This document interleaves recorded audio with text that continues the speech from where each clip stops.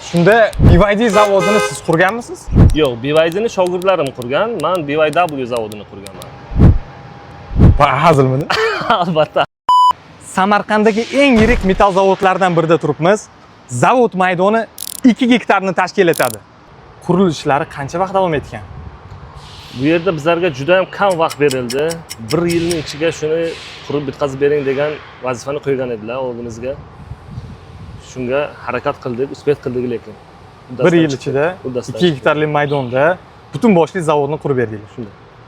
Sizda qo'rquv bo'lmadimi shunday katta obyektni qisqa vaqt ichida qurishga? Bu sohaga endi kirib kelgan mutaxassisga qo'rquv bo'lishi mumkin, ammo bizda qo'rquv bo'lmadi, chunki bizlarga yetarli tajriba va orqada ikkita moshni ustozimiz bor edilar. Biri otam, ikkinchilari Jamshid aka ustozimiz. Bunaqangi katta obyektni tez vaqt ichida bitkazish uchun menimcha juda katta jamoa ishlagan bo'lsa kerak, a? 10 ta brigada smen almashib to'xtovsiz ishlashdi. O'sha yilning ichiga BYW brend ostiga sendvich panel zavodi, restoran va gostinitsani ham qurib berdik. Bu 1 yil ichida. 1 yil ichida. Ham zavod. Ham zavod.